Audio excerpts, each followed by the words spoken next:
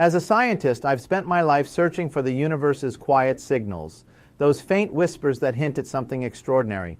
Most of the time, space remains indifferent, silent, predictable, but every so often it breaks its own rules. And this time, the cosmos has done something that even seasoned astronomers struggle to explain. In July 2025, telescopes in Hawaii's Atlas survey detected a faint spark gliding through the dark, barely a pixel, almost lost in the static.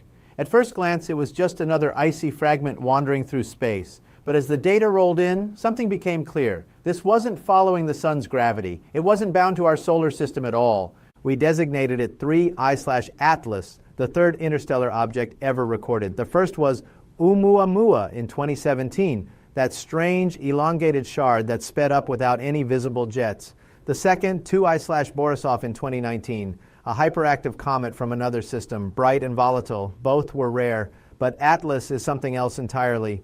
Unlike its predecessors, 3I/Atlas isn't fading quietly through our backyard. It's evolving, shifting in brightness, temperature, and composition in real time as it nears the sun.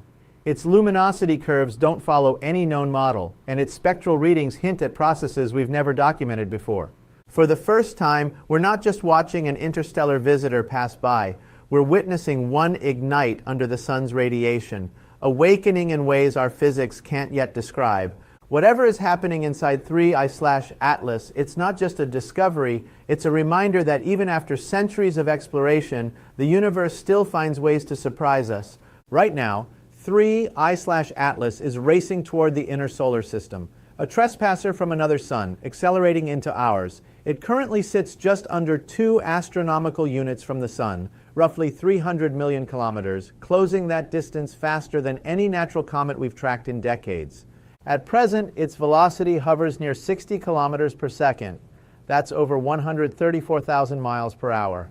But by late October, during its closest swing past the sun, known as perihelion, it will reach 68 kilometers per second. At that speed, it could travel from New York to Tokyo in less than a minute. Astronomers have mapped its path with precision. Atlas will reach its closest approach between October 29th and 31st, skimming just 0.36 astronomical units from the sun, inside the orbit of Mercury. Then it will slingshot outward forever, never to return. Its orbit is hyperbolic, an open curve that proves beyond question it came from interstellar space. The sun's gravity has no hold on it. Imagine it visually, a shard of alien matter flung from another star system eons ago, now plunging toward the heart of ours. As it dives, it's passing through layers of solar radiation, plasma fields, and magnetic turbulence unlike anything it's encountered since leaving its birthplace. Every kilometer it travels is a laboratory of cosmic physics in motion, the kind we can't recreate on Earth. If it survives this approach, 3I/Atlas will emerge on the other side, altered, perhaps fractured, perhaps blazing with new activity.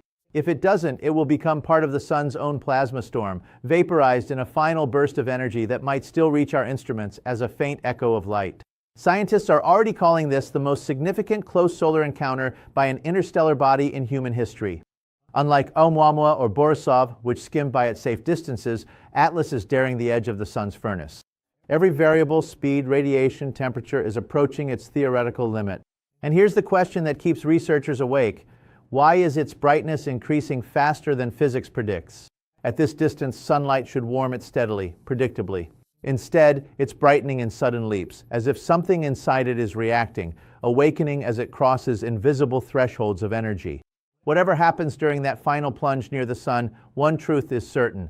This is not just another cometary passage. It's a cosmic experiment billions of years in the making, and we're witnessing it live. By early October, 3I/Atlas will pass dangerously close to Mars's orbital path, a near miss of cosmic precision. On October 3rd, it will sweep within roughly 1/4 of the distance between the Sun and Mars. For scientists, that timing is almost poetic because just as Earth's telescopes prepare to lose sight of Atlas to solar glare, Mars steps into the perfect vantage point. From our planet, the object will soon vanish behind the sun's brilliance, but for the first time in history, an entire fleet of machines scattered across the skies of another world will take our place as humanity's eyes on an interstellar visitor. ESA has 2 spacecraft ideally positioned for the task. Mars Express, a veteran observer equipped with near-infrared sensors, and the ExoMars Trace Gas Orbiter, capable of detecting faint chemical fingerprints in thin atmospheres and cometary plumes. Meanwhile, NASA's Mars Reconnaissance Orbiter, with its powerful HiRISE camera, will attempt long-exposure imaging from high orbit, while MAVEN, designed to study Martian atmospheric interactions, is being retasked to watch how solar radiation dances off Atlas's ionized gas. Then there's the wider network. China's Tianwen-1 and the UAE's HOPE orbiter, each orbiting Mars in complementary positions, might record additional spectra or optical flashes if their controllers can redirect sensors fast enough. For a few critical days, Mars will effectively become a relay station for interplanetary science, capturing what Earth cannot. It's a rare alignment, a chain of coincidences so precise it almost feels scripted. At the very moment our ground-based observatories are blinded, our robotic emissaries beyond Earth are perfectly placed to continue the work. Call it cosmic luck or cosmic timing. But not everything about this operation is smooth. In late September, several data pipelines from NASA missions began reporting unexpected interruptions. Some researchers cited the ongoing federal funding freeze, which temporarily paused data distribution servers. Others noticed something stranger: selective silence. Certain telemetry channels related to off-axis imaging simply stopped updating while unrelated atmospheric data continued to flow normally. Meanwhile, the European Space Agency confirmed it would withhold raw spectral results until peer review, a phrase that usually signals either uncertainty or discomfort. Communication between the agencies remains cautious, carefully worded, as though everyone is watching but few are willing to interpret what they see aloud. Still, cooperation persists at the edges. Independent observatories in Namibia, Chile, and Japan have synchronized with the Mars mission clocks, preparing to receive signal relays once the first compressed data packets bounce off the deep space network. In essence, we're about to view an interstellar object through Martian eyes, a perspective our species has never experienced before. And yet the irony is almost cosmic. For all our technology, our telescopes, our orbiters, our networks spanning millions of kilometers, we're still waiting on whispers from machines circling a planet we haven't yet colonized, trying to understand a visitor that doesn't belong to any sun. If Atlas behaves as expected, its emissions should strengthen gradually as it enters the solar wind zone, but if it continues to brighten exponentially, Mars orbiters will see it first. Their sensors will catch the chemical signatures, the plasma interactions, maybe even the first signs of structural stress. We'll know whether 3I Atlas is just ice and rock or something else entirely.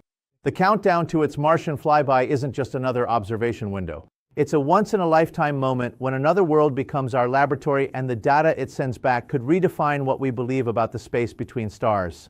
When astronomers model a comet's brightness, the math is usually simple. As it approaches the sun, sunlight heats volatile materials, ice vaporizes, gas expands, dust reflects light. The process is predictable enough that we can plot its apparent brightness, measured in magnitude with remarkable precision. The magnitude scale, though archaic in origin, is beautifully logical. A difference of 5 magnitudes equals a factor of 100 in brightness. Each step downward means the object glows exponentially more intense.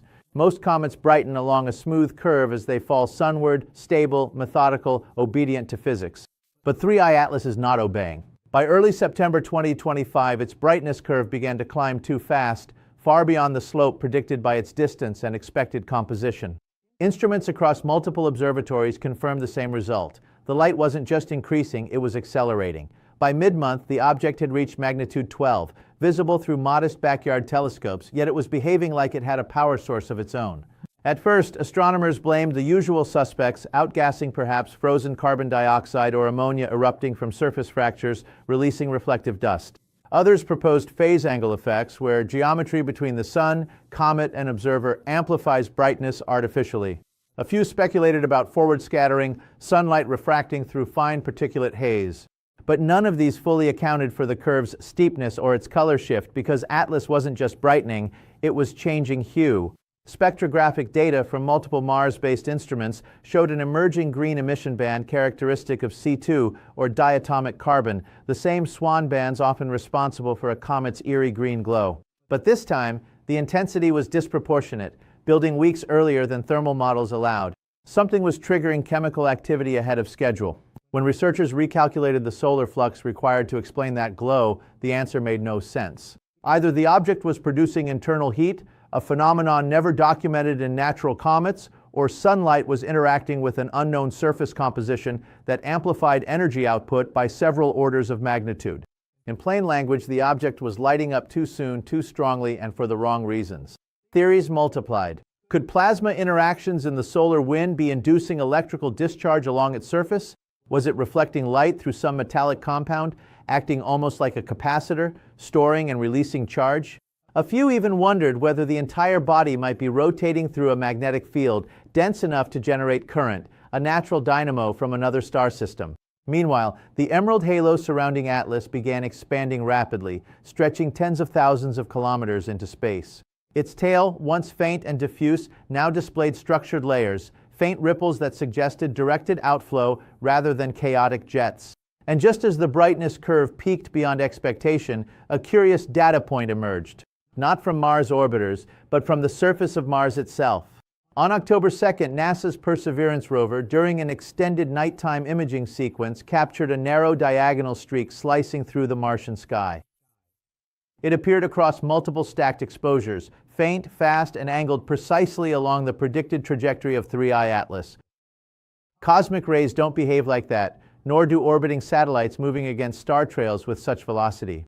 The coincidence was almost impossible, the alignment exact, and if verified, those few blurred frames from a rover on another planet would mark a first in human history, a surface-based image of an interstellar object caught mid-flight across another world's sky.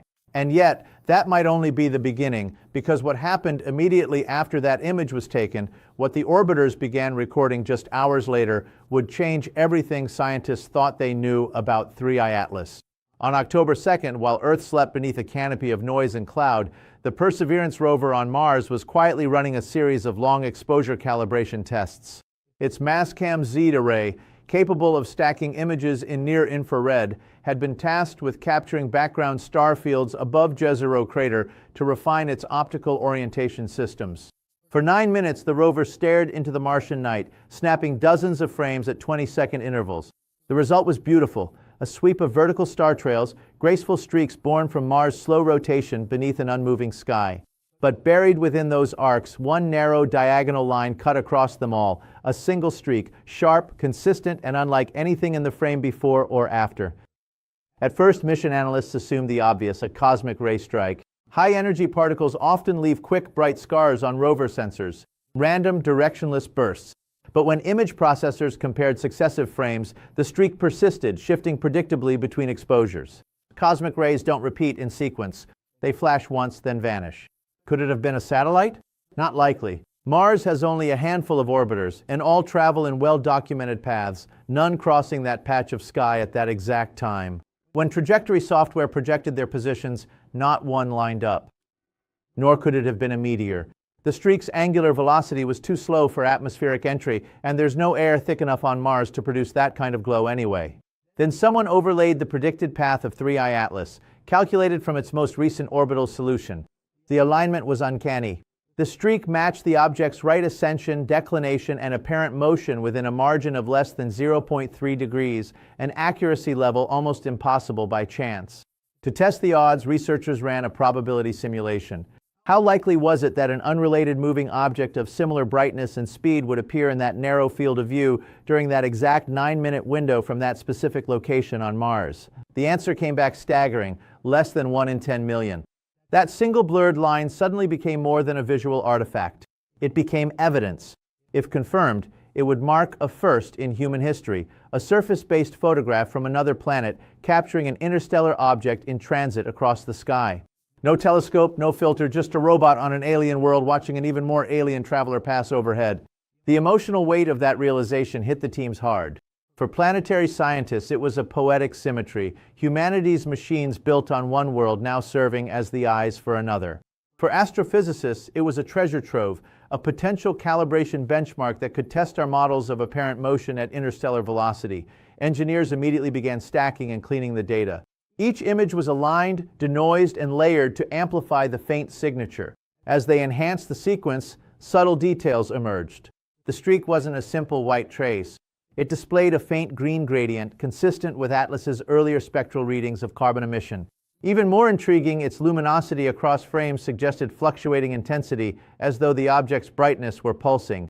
That raised new questions. Was the flicker a product of rotation, sunlight reflecting from alternating surfaces, or was something more complex at work, perhaps a plasma sheath forming unevenly as the object encountered denser solar wind?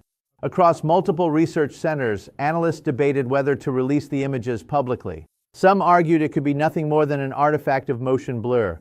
Others saw it as proof that our instruments on Mars had just witnessed an event of interstellar scale. And if that's true, if those faint green streaks belong to 3I Atlas, then physics textbooks will need a new chapter, because it would mean our understanding of luminosity, reflection, and plasma interaction in high-velocity interstellar bodies is incomplete. For now, the official statement remains cautious. Preliminary analysis suggests the streak may correspond with 3I Atlas's predicted trajectory. But within the scientific community, the whisper is spreading faster than any press release.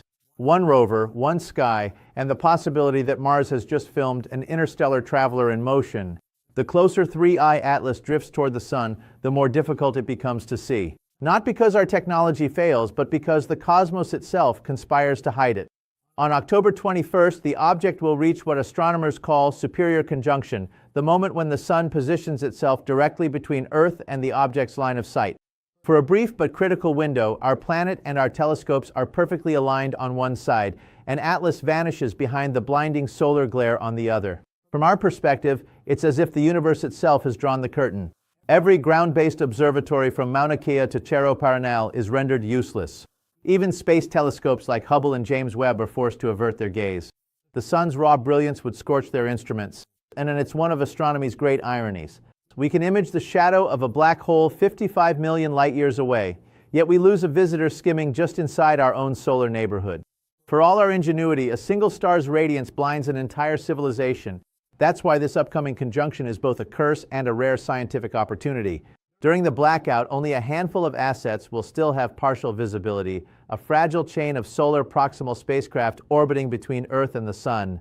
The ESA NASA Solar Orbiter, moving along an inclined trajectory near Mercury's orbit, may catch glimpses of Atlas through its coronagraph, designed to block out solar glare and reveal faint objects near the Sun's edge. Meanwhile, Bepi Colombo, currently en route to Mercury, might intercept indirect readings, subtle spikes in charged particle flux or ultraviolet emissions as the object crosses its field. Farther out, the JUICE mission, though primarily built for Jupiter's moons, has the right viewing geometry to continue deep space tracking once Atlas reemerges from the solar curtain. Mars, however, remains the crown jewel of this observational network. Its orbit trails just enough to keep Atlas within measurable range for a few extra days, the last steady line of sight before the object disappears completely behind the Sun. The data flowing from its orbiters becomes more than valuable. It becomes irreplaceable. And so for roughly 2 weeks, our entire civilization will be effectively blind. No optical measurements, no direct imaging, no reliable spectroscopy. We'll depend solely on telemetry relays, scattered probes, and the faint whispers of instruments not built for this purpose. Scientists call this the solar exclusion period. For most objects, it's routine. But this time, the stakes are different because the last time we lost contact with an interstellar object, Oumuamua in 2017, it emerged weeks later, brighter, faster, and inexplicably accelerating. Now history may be repeating it. If Atlas follows the same pattern, if its luminosity shifts or trajectory alters during conjunction, we won't know until the Sun releases it again, a cosmic reveal that could redefine what we think we're observing. There's a quiet tension in every control room right now, that mixture of anticipation and helplessness that only astronomers understand. The object is there racing through the light, but we cannot see it. We can only wait. And when visibility returns in early November, what reappears may not be the same body that entered the Sun's glare. Because sometimes when the universe hides something behind its brightest light, it's not to erase it, but to let it change. Now comes the moment astronomers have been waiting for and quietly dreading. Perihelion, the point of closest approach to the Sun. Between October 29th and 31st, 3I Atlas will plunge to within 0.36 astronomical units of our star, closer than the orbit of Mercury, deep inside a region saturated with radiation and magnetic turbulence. The temperature there can exceed 800 degrees Celsius, enough to boil away most comets entirely. For any natural object, it's a death sentence. Under such extremes, tidal stress begins to tear at the nucleus. The Sun's gravity pulls more strongly on the near side than the far, fracturing the structure molecule by molecule. At the same time, solar radiation ignites its volatile compounds. Ice turns instantly to vapor. Vapor expands into jets. Jets carve out new craters and spin the body faster still. Most comets shed pieces like embers from a burning log. That's what we expect to see. It's the standard choreography of destruction. But with 3I Atlas, almost nothing has behaved as expected.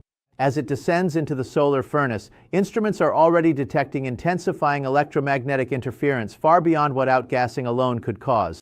Preliminary analysis from the solar orbiter shows intermittent surges of ionized plasma radiating from the object, like pulses synchronized to an unseen rhythm. Invisible light telescopes tracking the corona reveal a spectacle, a bifurcated tail, one stream stretching away from the sun as usual, and a faint anti-tail pointing forward toward it. Such geometry occurs only when the comet's dust particles organize into planar sheets under specific magnetic conditions. It's rare, and it suggests a level of electromagnetic complexity far beyond ordinary solar heating. Physicists propose competing models. One camp believes the nucleus is fragmenting under rotational strain, internal fissures venting gas asymmetrically, giving rise to directional plasma flows. Another suspects the interaction is primarily electrical, a conductive surface meeting the charged solar wind, generating vast potential differences that sculpt the tail into patterns. But there's also a quieter, more radical hypothesis emerging in the background. What if 3I Atlas possesses an internal threshold, a point at which its material properties fundamentally change under extreme energy input? Perhaps a phase transition buried in the chemistry of alien ice or in metals forged under different stellar spectra. If true, the comet's behavior wouldn't be chaos, it would be transformation, and that possibility introduces a word few scientists use lightly: activation. If Atlas carries compounds or structures sensitive to radiant flux, materials that awaken, ionize, or self-organize at certain intensities, then what we're watching isn't disintegration, it's initiation, a process triggered not by randomness but by design. The first hints of that transformation might already be visible. Some instruments report the emerald glow shifting towards cyan, the hallmark of molecular dissociation at extremely high temperature. At the same time, its brightness remains remarkably stable rather than spiking chaotically, suggesting energy absorption rather than release. Something inside is storing heat, not radiating it away. To the untrained eye, it's just another comet tail blazing across the inner solar system. But to physicists monitoring every photon, it feels different. Structured, deliberate, methodical. A natural body should behave like a firework. Atlas is behaving like an experiment. The coming days will tell us whether this interstellar traveler succumbs to the sun's violence or endures it in ways we can't yet predict.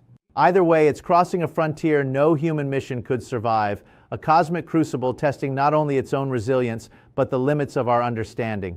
And if, as some quietly fear and others secretly hope, something inside it changes state in that blinding heat, then we won't just be watching a comet. We'll be witnessing a phenomenon the universe has never revealed before, then silence. For nearly 2 weeks, nothing. No images, no data, only static from a region too bright for even our most advanced instruments. When contact resumes in early November, the first faint telemetry arrives not from Earth, but from Deep Space Sentinels, ESA's solar orbiter, Bepi Colombo and JUICE, each feeding back fragments of information through narrow band channels strained by solar interference. The data trickles in slowly, encrypted bursts separated by hours. Some packets show distorted light curves. Others contain incomplete spectra. But hidden within those noisy transmissions, analysts begin to notice something extraordinary. The color profile of 3I Atlas has changed. Its emissions no longer match the pre-perihelion baseline. The carbon signatures have shifted. New ultraviolet lines appear where none existed before. No one dares call it proof yet, but whispers ripple through the research networks. Has it undergone a second activation? What emerges from behind the sun is not the same object that entered.